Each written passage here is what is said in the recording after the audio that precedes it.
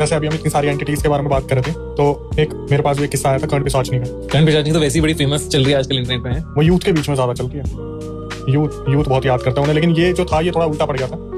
हुआ क्या था ये मुझे पता ही, हिमाचल में मेरी एक रिलेटिव है और वो काफी इन डेप्थ नॉलेज रखती है। तो हिमाचल में आपको पता है कि इन सब चीजों के बारे में जागर लगना और इस तरीके की जो मान्यताएं होती हैं वो बहुत ज्यादा है वहाँ पर, मतलब देवी देवताओं की जो मान्यता है। तो मैं कभी कभी उनसे फोन करता था कि आपके यहाँ पे तो इतना सब कुछ होता है, कभी आप ही बता दिया करो। बोली कि अक्षय मैं तेरे को एक चीज बताना भूल गई। बोली कि तेरे को मैं बताती हूँ कि ना जो दिल्ली जयपुर हाईवे है उसके वहां पर ना जंगलों में कर्ण पिशाचनी रहती है। मैंने बोला आपको कैसे पता?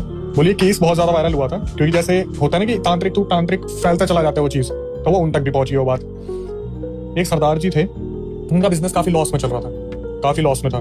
तो उन्होंने बहुत सारे लोगों के पास गए, जैसे कुछ होते हैं कि मेरे को गड़ाधन दिलवा दो, कि कहीं जमीन के अंदर गड़ाधन हो, कोई ऐसी सिद्धि मुझे दिलवा दो जिससे मैं अपना बिजनेस प्रॉफिट में ला सकूं। तो उन्होंने बहुत सारा पैसा अपना इन्वेस्ट कर दिया था अपने बिजनेस के ऊपर, पर वो बिजनेस चल नहीं रहा था। अब ये पहुंचते एक ऐसे तांत्रिक के पास पहुंचे। उन्होंने बोला कि देख, इसमें तेरी मदद मैं तो नहीं कर सकता, लेकिन मैं तेरे को एक रास्ता बता सकता हूँ, लेकिन वो भी तेरे हाथ में है कि तू उस चीज को पूरी तरीके से करेगा या नहीं करेगा। अब मुझे ये तो पता था ये जो घटना बताई जा रही है सच्ची है, कि झूठ तो नहीं बोलते, क्योंकि इतने दिनों से पूछ रहा हूँ तब कंटेंट नहीं मिला, तो अब तो झूठ नहीं बोलेंगे। तो इन्होंने बताया कि सरदार जी जो थे उनको बताया गया दिल्ली जयपुर हाईवे के बीच में एक कर्ण पिशाचनी रहती है, और पूरा उसको नक्शा बताया गया कि इधर से इधर जंगल में, इस तरफ से इस तरफ पेड़ों के बीच में से उधर जाओगे तो मैक्सिमम चांसेस होते हैं कि वो दो रूप में रहती है, एक तो बुजुर्ग या फिर जवान। लेकिन उसकी पहचान है कि उसके बाल बहुत लंबे मिलेंगे आपको, और वो आपसे इन रिटर्न कुछ मांगेगी। अब ये भी आप पे डिपेंड करता है कि आप दोगे नहीं दोगे, उस चीज को एक्सेप्ट करोगे नहीं करोगे, ये आपके हाथ में। ये उस चीज को सोचते हैं कि आप मेरी जिंदगी में रह क्या गया, तो एक बार आजमा के देख लेते हैं। ये क्या करते हैं, अपनी गाड़ी उठाते हैं, दिल्ली का रोलबाग साइड के रहने वाले थे, और ये उस हाईवे पे निकल जाते हैं बताए टाइम पे और बताए उस रास्ते पे। तो ये चलते हैं, जाते जाते हैं, तो वहाँ पर गुड़गांव साइड आपने देखा होगा, रावली हिल्स आते हैं, सोना का पूरा इलाका आता है जो पूरा पेड़ों से घिरा हुआ है, उस तरफ पहुंचते हैं। ढूंढते तो इन्हें काफी देर हो गई थी और ये सोच रहे थे कि पागल बना दिया, कि ऐसे ही भेज दिया कि मेहनत करेगा नहीं मिलेगा, वापस आ जाएगा तो फिर बोल देंगे तुमने मेहनत नहीं करी। ये पूरा अंदर चला गया कि मेरे पास आखिरी में बचने को रह क्या गया, अगर यहाँ पे भी मैं आऊंगा ज्यादा कोई जानवर खा जाएगा। चलते चले गए तो इन्हें दूर से दिखता है कि यार कोई कुटिया बनी हुई है जंगलों के अंदर कोई एक कुटिया सी बनी हुई है, कोई परमानेंट रहने का तो ये साधन नहीं है। तो इनके दिमाग में आया कि मैं सही जगह आ गया। एक लालटेन टंगा हुआ है और एक खाट लगी हुई है जैसे गाँव में होती थी, और उस पर एक औरत लेटी हुई, और उस औरत के बाल पूरे लहरा रहे हैं, जमीन टच कर रहे हैं पूरा, जैसे एक पीछे से पूरा कारपेट टाइप होता है। तो ये सोचते कि यही है। ये उसके पास जाते हैं, तो उस टाइम वो थी एक बुजुर्ग के रूप में।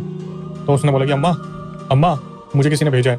तो वो जैसे ही बाल उठा के घुमा के खड़ी हुई, वो एक लड़की में वहां पर कन्वर्ट हुई, एक लड़की वहां पर आ गई। तो पूछा कि अच्छा तेरे को उसने भेजा है, पता नहीं क्यों भेज देता है लोगों को मेरे पास अपनी बलि चढ़वाने के लिए, कि लोग मेरे पास आते हैं अपनी बलि देने के लिए। तो ये बताता है कि मेरे साथ बहुत आर्थिक तंगी चल रही है, और अगर ऐसे चलता रहा तो मैं बर्बाद हो जाऊंगा। मैं आपसे हाथ जोड़ के विनती करता हूँ कि आप मुझे कुछ ऐसा आशीर्वाद दो जिससे मैं पैसा बना पाऊँ। तो जोश जुनून में ये इतना होता है कि अब मैंने जब ढूंढ लिया तो मैं खाली हाथ वापस नहीं जाऊंगा।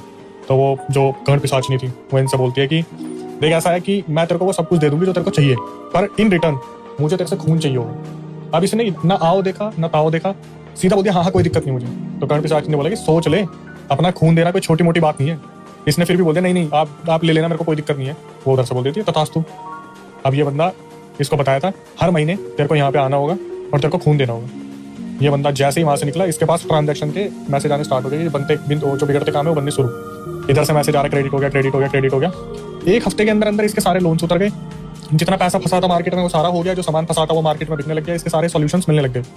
धीरे 3 हफ्ते के अंदर भाई ये तो अपनी लोकेशन का रिच एक पर्सन बना, जो इसने सारा लॉस करा था। मतलब अगर जनता इसके शोरूम के सामने से जा रही है तो जनता घूम के इसी के शोरूम में घुस रही है। वो लोग कौन है, कहाँ से आ रहे हैं, आई थिंक इनका कुछ गोल्ड का काम था, सब वहां से परचेज कर रहे हैं, प्रॉफिट ही प्रॉफिट है। तो जब 1 महीना बीता, अब ये तो भूल चुका था, क्योंकि पैसे के नशे में तो ऐसा हो जाता है इंसान। तो इसे सपना आता है कर्ण पिशाचनी का, कि अगर तू उस जगह पे दोबारा नहीं आया जहाँ पर तूने वादा करा था, तेरे से सब कुछ छिन जाएगा। अब इसको एकदम से लगता है यार मैं जो वादा करा था वो तो मैंने निभाया नहीं, और जब दे सकती है तो ले भी सकती है। ये अपनी गाड़ी उठाता है, सीधा उनके पास पहुंचता है। इसके आगे वो एक जैसा होता है ना कि ब्लड का पॉली बैग होता है, उसको आगे करके बोलती है सब भर के देगी। तो उस टाइम इसके दिमाग में आता है कि ये चीज़ हर महीने में कैसे कर लूंगा।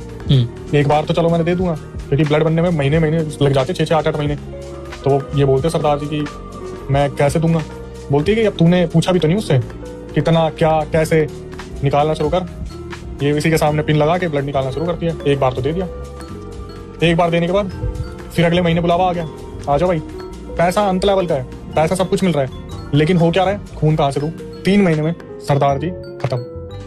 ठीक है, यहाँ पे वो मुद्दा भी खत्म हो गया। लेकिन अब मजे की चीज, जब मैंने इसे कहीं बताया तो पहले तो मेरे पास दबा के मैसेज आया कि अक्षय भाई हमें वो लोकेशन बता दो यार, हमें भी जाना है दिल्ली जयपुर हाईवे के उस लोकेशन के बीच में, हम भी उस कर्ण पिशाचिनी से मिलने जाना चाहते हैं।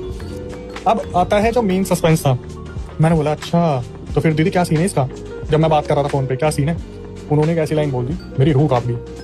बोली अक्षय तेरे को पता है ये ना तांत्रिक भी बताते हैं कि अगर हम उस कर्ण पिशाचिनी के बारे में बात करते हैं ना वो सब सुन रही होती है। और मैं स्टूडियो में पूरा सेटअप अकेला, और वो पता है क्या बोली दीदी, तुझे फील हो रहा है, मुझे ऐसा लग रहा है जैसे वो हमें सुन रही है, मेरे आसपास कोई है। भाई वो दिन था, रात को शूट थोड़े कम कर दिए थे मैंने। ऐसा सीन हो गया था कि कुछ ये जो शक्तियां हैं, डायन, कर्ण पिशाचिनी, ये कहीं से भी कान लगा के सुनती, क्या पता हम इस बारे में बात कर रहे हैं तो वहां से कोई सुन रहा